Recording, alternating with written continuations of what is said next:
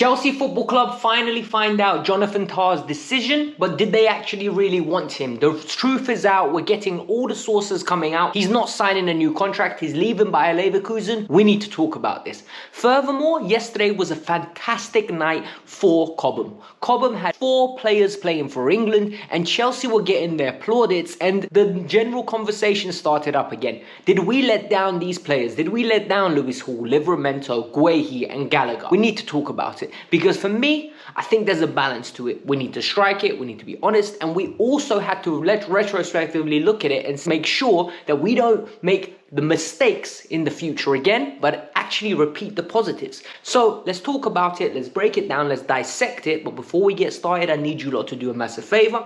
Pay the rent.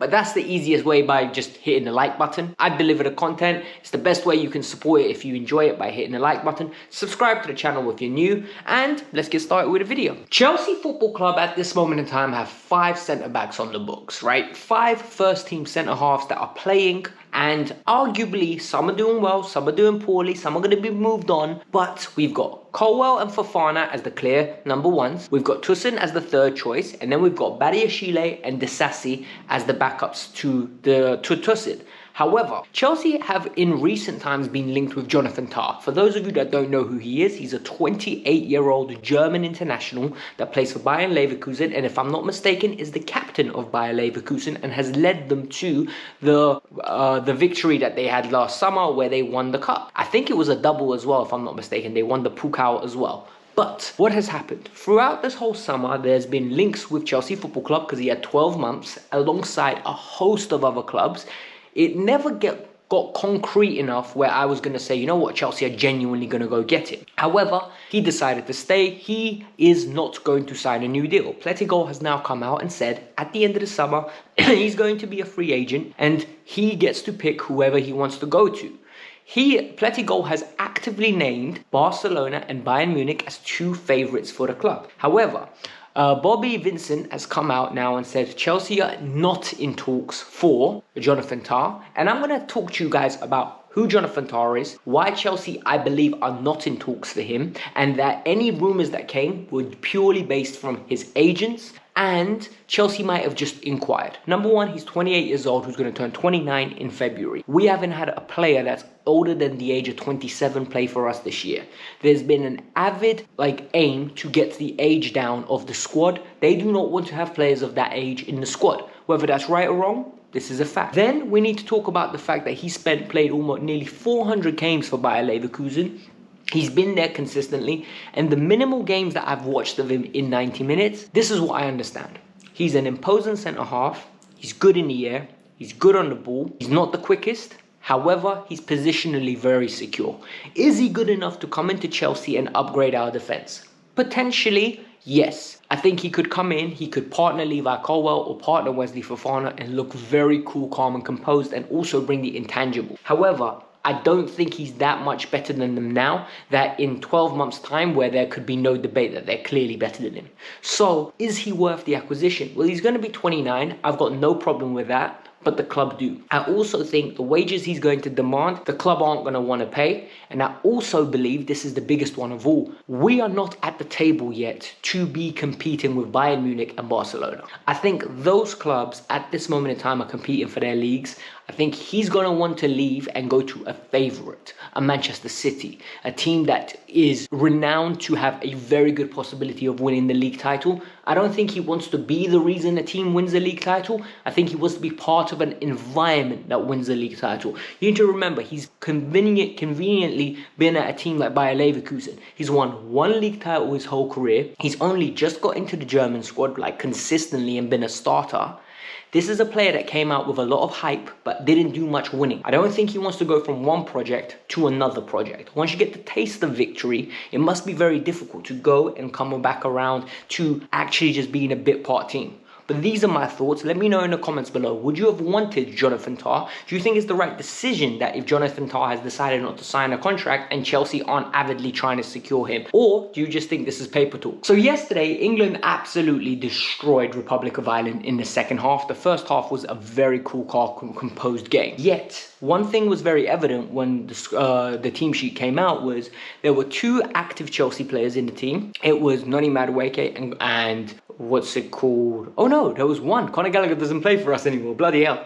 But there were 4 Cobham graduates in the starting lineup. And this sparked conversations. Conor Gallagher, Mark Wahey, Lewis Hall, and Tino Livramento, all were there. And then this conversation that sparked, even in my group chat, Chelsea made a mistake. They shouldn't have let these players go. It's unacceptable. Well, I'm going to tell you now. Lewis Hall went for £28 million to Newcastle. Tino Livramento went for £5 million to Southampton. And then when he went to Newcastle, there was a sell-on fee, which brought the fee close to 20 million. Guehi went for 22 million, if I'm not mistaken, to Crystal Palace. And Gallagher went for 40 million plus to Atletico Madrid. Chelsea generated huge money for these players. However, I think Chelsea also did one thing that really benefits them and will actually incite them for years going on. They're showing these players, they're showing families, and they're showing other football clubs, if you want to compete with us, if you want to come and join our institution, we guarantee that your son or daughter will have a great future in football.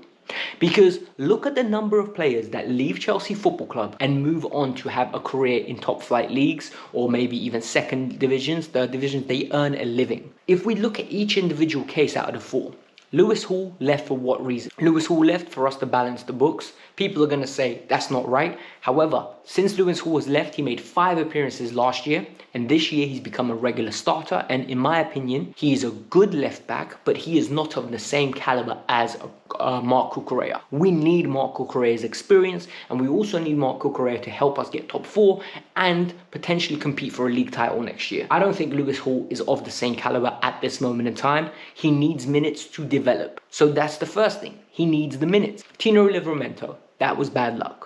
If we actually analyze what happened and not think emotionally and what people spoon feed you, Tino Livramento was coming through when Chelsea had Reece James and Azpilicueta. People always harp on Chelsea were trying to sign Hakimi to play right wing back. They should have been given the opportunity to, Tino Livramento, but it can't work like that. Chelsea had Azpilicueta and Reece James and wanted to get Achraf Hakimi because what they wanted to do was convert Azpilicueta to a right centre back permanently or move him or get him out of the team. They were not going to sacrifice the experience of a Champions League winning side for a young kid. And also, this young kid wanted to play. Livramento wanted a pathway. He wanted regular minutes. Noni Madueke recently came out and said, I didn't want 3 or 4 minutes at Spurs. And then everyone said, oh, you had your debut. That's not what I'm about. And the reality is he moved on to PSV. You need to go play to show your attributes, show your skills, and you will develop. Mark Wahey, a similar pathway. Mark Wahey went on loan to Swansea, absolutely smashed it, came back, and all of a sudden people are saying he has to be in the squad. Whilst I think Mark Wahey is a very good player, and whilst I think he could have been 5th choice, would Mark Wahey become the player he is now? He's played over 100 games for Palace most probably. He went, developed, became a captain, honed in on his leadership skills, and now is one of the most in-demand English centre-halves in the game. As an English centre-half, he is going to be a linchpin going forward for England for years to come. If he sat at Chelsea, there's every opportunity he would have stagnated. He would have been unable to fulfill his potential. Chelsea got a great fee for him. He went to a Premier League club. He played next to Anderson. He made mistakes. It was fine. He grew past it. Everyone moves on. Happy days. Then there's Conor Gallagher. And this one triggers a lot of people because Conor Gallagher, in my opinion, really captured the eyes of the fans at a time when we were desperate. Chelsea Football Club was not performing well. And when clubs aren't performing well, the players that get the blame are the ones that express themselves in the attacking stage and the ones that make mistakes consistently. Well, Conor Gallagher is the epitome of steady Eddie.